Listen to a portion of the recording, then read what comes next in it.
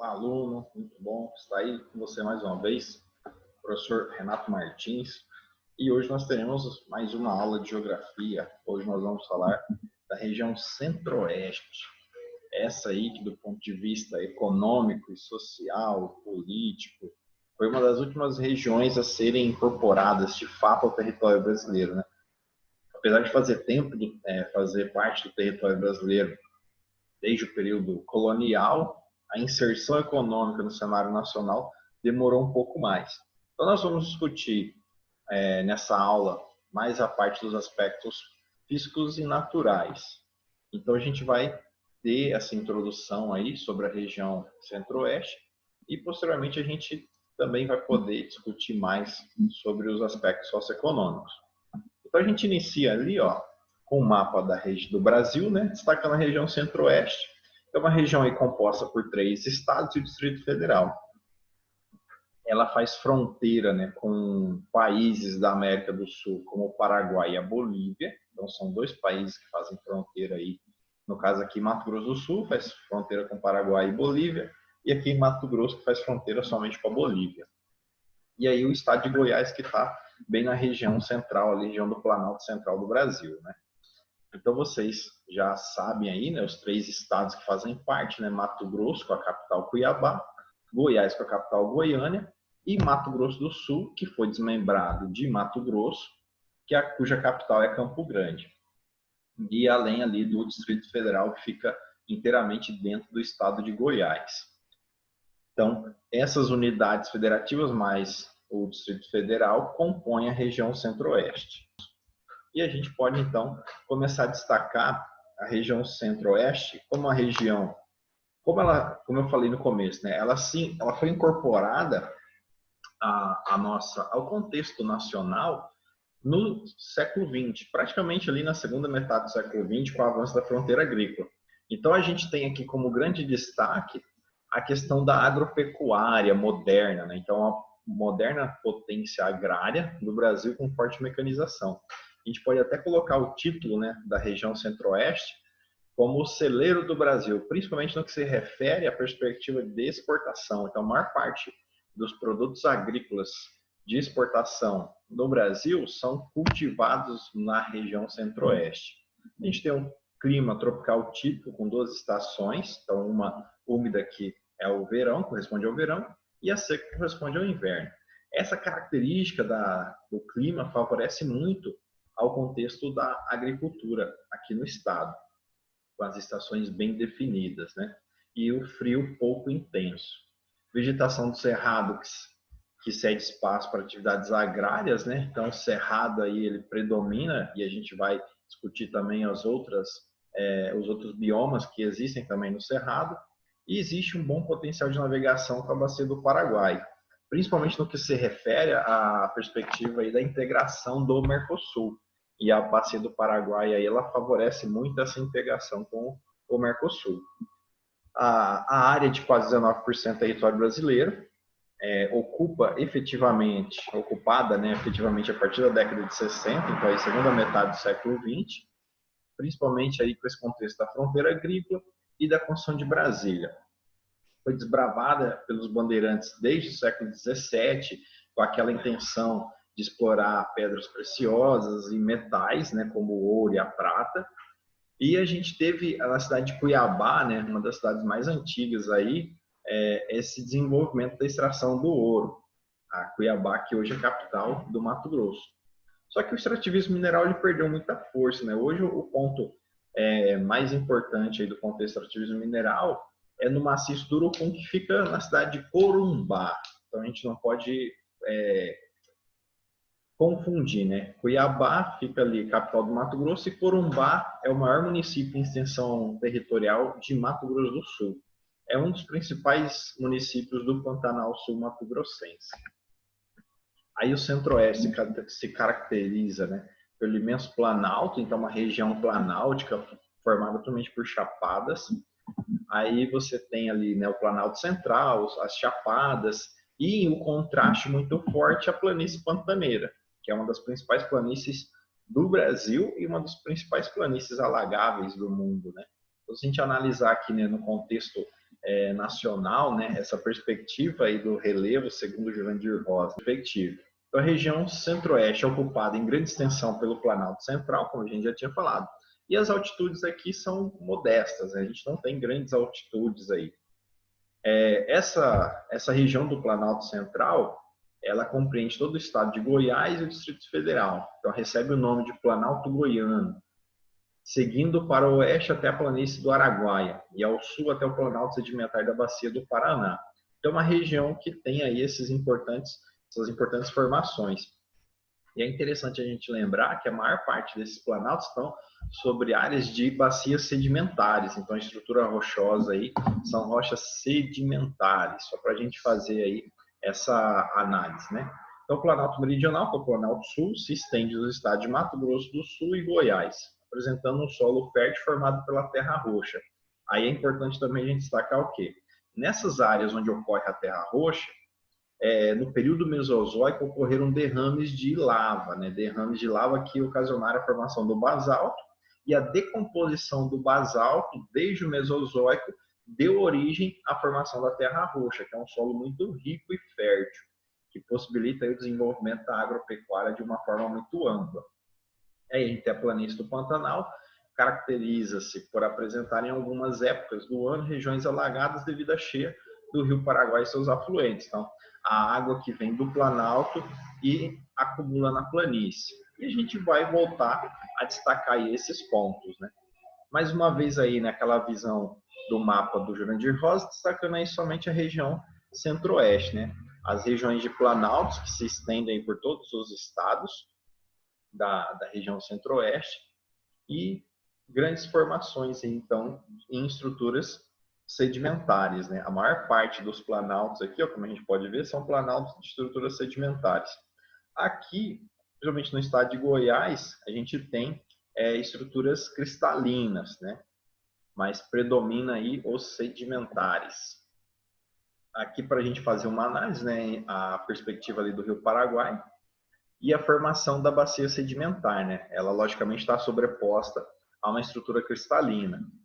E aí a gente tem essa perspectiva, então, de possuirmos bacias sedimentares antigas. Então, a gente pode voltar aqui, né, e fazer essa análise. Ó.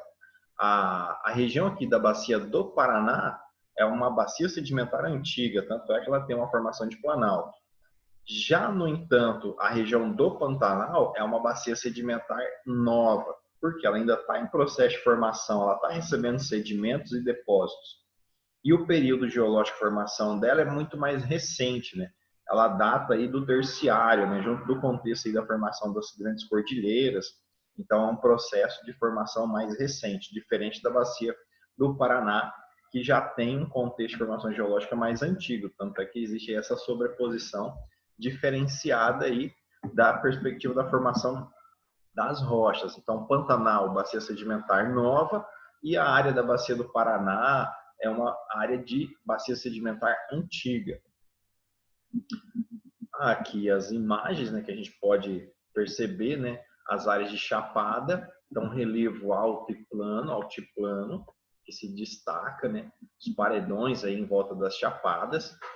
Aqui a região da Chapada dos Guimarães, lá próximo de Cuiabá, né, e o maciço do Urucum. É interessante a gente lembrar, né, que o maciço do Urucum fica no meio do Pantanal, né, então ele tira aquela monotonia daquela paisagem plana e bem destacada no espaço, né? E lá no meio sobe aquela morraria de estrutura cristalina, né? Um maciço, na verdade. E aqui a gente tem essa perspectiva das altitudes. Então, essa região que atravessa aqui o estado de Mato Grosso do Sul, né? É a chamada Serra da Bodoquena. Na verdade, é um divisor. Serra da Bodoquena, não, desculpa. Serra de Maracaju. Serra da Bodoquena está aqui, ó, nessa outra área próximo aqui ao Pantanal, né? Então, destacando aqui a Serra de Maracaju, é correspondente ao divisor da Bacia do Paraná e a Bacia do Paraguai. E aí, mais uma vez, né, destacando aqui o estado de Mato Grosso do Sul, as áreas aqui da Bacia Sedimentar e da Bacia Hidrográfica do Paraná, e aí você tem ali, né, o destacamento da Serra de Maracaju, que é o limite aí da Serra de Maracaju, o limite da Bacia do Paraná, para a entrada ali da bacia do Pantanal. Ambos são bacias sedimentares, como eu tinha dito antes, né? Mas a perspectiva aí é de tempo de formação. Então, a porção aqui da bacia do Paraná é de formação muito mais antiga, por isso a gente tem a composição de planaltos. E a bacia do Pantanal, a bacia do Paraguai, é uma área de formação recente, bacia sedimentar recente, por isso então a gente tem uma área de depósito de sedimentos. E entra aqui, né, dentro aqui do Pantanal, a gente tem a Serra Residuais do Alto Paraguai, que é a chamada Serra de Bodoquena, muita formação de rochas calcáricas, relevo kárstico, né? Então formação de muitas grutas e galerias, então é muito comum naquela região. E entre então a Serra de Bodoquena, né, ou as Serras Residuais do Alto Paraguai e o Planalto Chapada da Bacia do Paraná, a gente tem a Depressão do Miranda, então uma área mais baixa entre dois pontos mais elevados. Nessa perspectiva ainda, a gente continua falando da questão das bacias hidrográficas. Então, tem um mapa mais generalista das bacias hidrográficas, que inclusive ele inclui, né, o Rio Paraná e o Rio Paraguai na bacia Platina, né? Então, ele não destaca aqui a divisão dessas duas bacias. Então, basicamente, de forma mais genérica, né, a gente tem a bacia Platina, que é a junção da bacia do Paraguai, bacia do Paraná e do Uruguai, junto com a bacia amazônica e a bacia do Tocantins-Araguaia. Então, essas três bacias aí compõem a estrutura hidrográfica da região centro-oeste. Na região centro-oeste, a gente tem aí, principalmente na bacia do Paraná, importantes obras hidrelétricas. Então, a bacia do Paraná também que faz ali uma grande porção na região sudeste, né? E na região sul também, obviamente. Mas nessa perspectiva aí, a bacia do Paraná ela favorece aí a geração de energia, principalmente ali entre o estado de Mato Grosso do Sul e o estado de São Paulo, existem importantes hidrelétricas ali, né? E uma dessas é a hidrelétrica de Ilha Solteira. Na verdade, faz parte de um complexo maior de usinas na extensão aí do Rio Paraná. Aí, mais uma vez, né, para a gente destacar a questão aqui da Serra de Maracaju, que serve com esse divisor de águas aí da bacia do Paraná e a bacia do Paraguai. Então, a porção leste do estado de Mato Grosso do Sul, a gente tem o predomínio ali dos rios que vertem para a bacia do Paraná, e a porção oeste de Mato Grosso do Sul, os rios que vertem para a bacia do Paraguai. Em relação à vegetação, aí a gente consegue também destacar uma perspectiva muito similar em relação à própria hidrografia. Então, basicamente, dentro da bacia do Paraná e do Araguaia, a gente vai ter o cerrado, o predomínio de cerrado. Dentro da bacia amazônica, a gente tem a perspectiva da floresta amazônica. E dentro do Pantanal, um bioma que é definido pelo Aziz Abissaber como uma faixa de transição, né? É um complexo, na verdade, que reúne uma diversidade muito grande, né? Então, pelo o IBGE, ele é considerado um bioma, e pelo Aziz Abissaber, ele é chamado de faixa de transição. E a gente vai entender um pouco disso nessa perspectiva aí. Então, veja só, o centro-oeste, né, ele está localizado principalmente na área de domínio do Cerrado. Então, a maior parte ali do Planalto Central predomina o Cerrado. É uma vegetação composta por árvores tortuosas, então aqueles famosos troncos retorcidos. Então, além dessas árvores de pequeno e médio porte, né, a gente encontra também arbustos e gramíneas. Algumas áreas de campo são próprias até para exploração da pecuária, né, de forma extensiva. Só que o cerrado, a partir da Revolução Agrícola do século XX, a mecanização da agropecuária e a possibilidade de intervir na estrutura do solo, começou a receber muitos empreendimentos de exploração da agricultura, né, a monocultura da agricultura. E o cerrado começou a perder muita área nativa. Então, você teve uma exploração vegetal inicialmente voltada para a produção do carvão vegetal, principalmente para abastecer siderúrgicas no Sudeste, e hoje aí dá espaço à agropecuária de uma forma muito rápida. Então, tanto é que o Cerrado brasileiro, junto com a Mata Atlântica, eles são considerados como hotspots, ou seja, pontos quentes. Isso quer dizer o quê? São biomas que tem uma grande biodiversidade, são muito ricos em biodiversidade, que correm risco de desaparecer aí nos próximos anos, devido a essa intensificação das atividades econômicas, principalmente no caso do Cerrado, a agropecuária, que vem devastando grandes áreas do Cerrado brasileiro. Então aqui a gente tem um mapa, né? A gente pode ter essa perspectiva, né, da área de Cerrado, que ocupa então a região centro-oeste, ali o Pantanal, se destacando no estado de Mato Grosso do Sul e Mato Grosso, floresta tropical, que seria também um resquício da Mata Atlântica, né, a transição da Mata Atlântica com o Cerrado, né, e a região ali de floresta equatorial, que predomina no estado do Mato Grosso. Então, o Pantanal, dependendo da região que você está inserido, você encontra muito resquício também de vegetação da própria floresta amazônica, do Cerrado, do Chaco, que é o bioma predominante ali na Bolívia e no Paraguai, que corresponde aí também a essa transição para o Pantanal. Além também de plantas xerófilas dentro do Pantanal. Então, mesmo numa área alagável, a gente consegue identificar plantas xerófilas dentro do Pantanal. Ali a paisagem, né, das árvores de troncos retorcidos, né, essa característica do cerrado, ela está ligada principalmente à acidez do solo. Então, esses troncos, eles têm essa característica da acidez do solo. E aí, com o desenvolvimento da agropecuária moderna, foi possível, então, criar uma correção para esses solos e tornar os solos produtivos. Então, até a década de 60 do século XX, essa região ela foi deixada de lado, principalmente por causa da qualidade dos solos. E a partir do desenvolvimento aí de técnicas mais modernas, o solo do cerrado ele passa a ser amplamente explorado.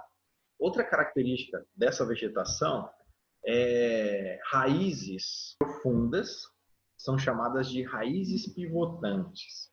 Raízes pivotantes está relacionado principalmente à obtenção de água no período da seca. Então, elas vão até o lençol freático para captar água do lençol freático.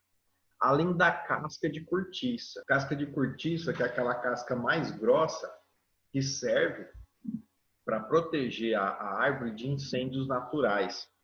O cerrado é um tipo de bioma que ele pega fogo naturalmente.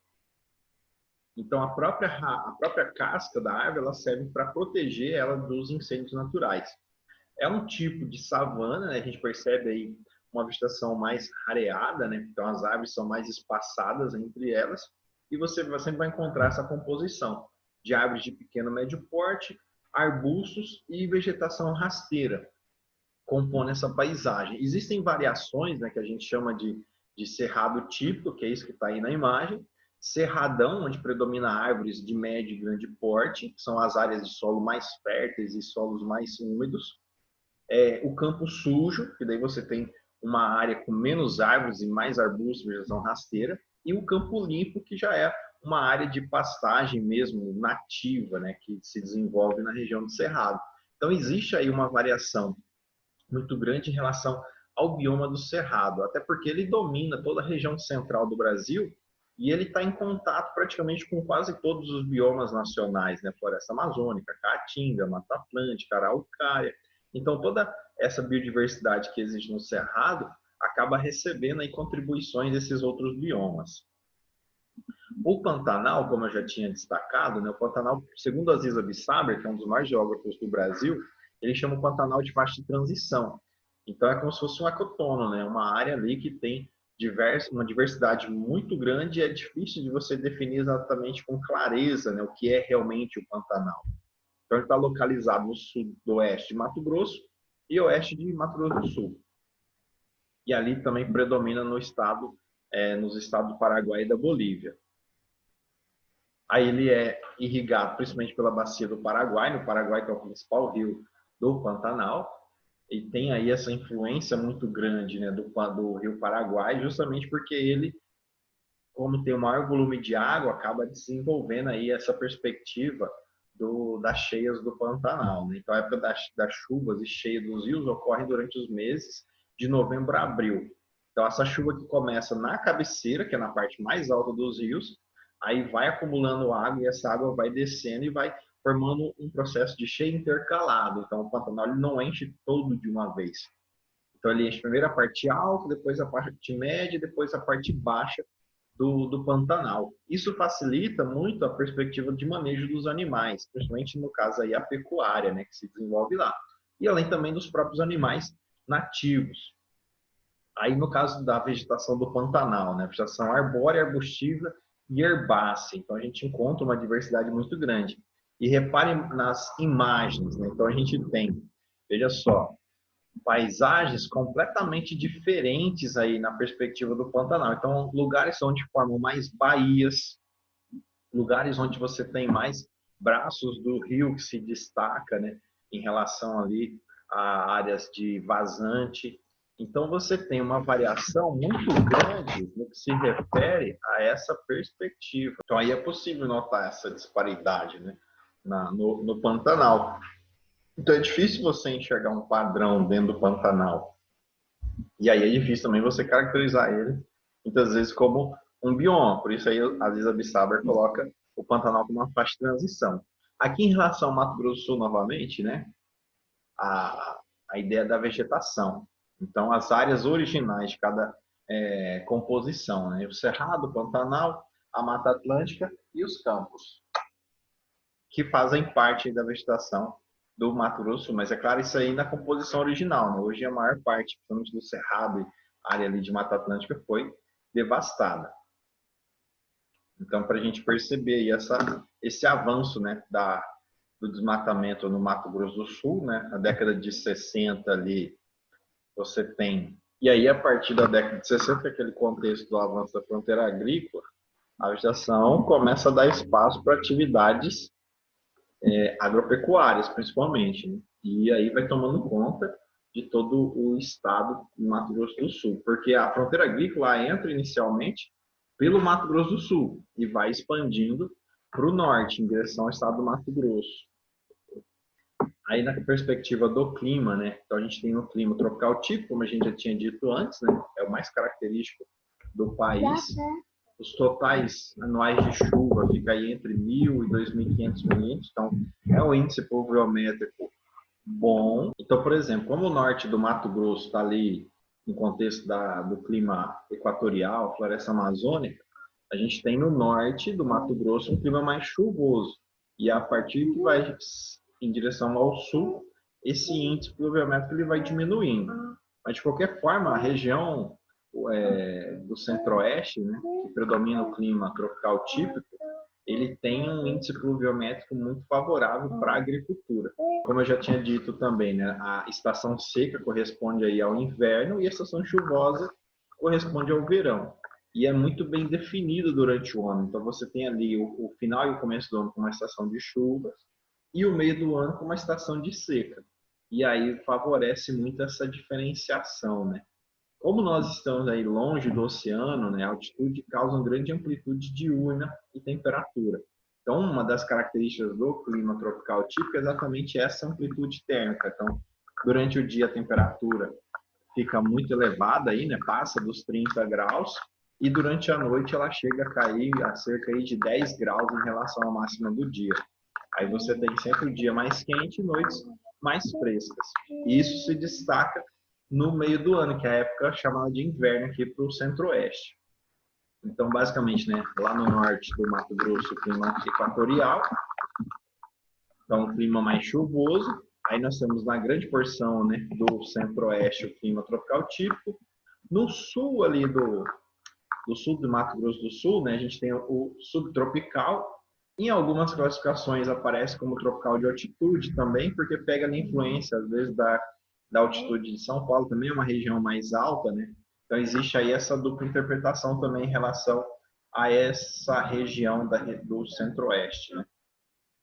Como está ali no estado de Goiás também. Então, em algumas classificações, ao invés de aparecer subtropical aqui no sul de Mato Grosso do Sul, pode aparecer também como tropical de altitude. São divergências em termos de classificação. Como no caso aqui, né? Então, tropical de altitude no estado de Mato Grosso do Sul. Então, pode aparecer essa dupla interpretação em relação ao sul de Mato Grosso do Sul, que tem médias térmicas mais baixas aí no sul do estado. Então, está mais próximo, né? Faz fronteira aqui com o estado do Paraná, então recebe essa influência aí da massa polar atlântica com mais força, com mais intensidade. Então a gente vai ficando por aqui. Meus cumprimentos, abraços geográficos para vocês. Dá tchau. Tá? Tchau. Então é isso aí, galera. Até mais.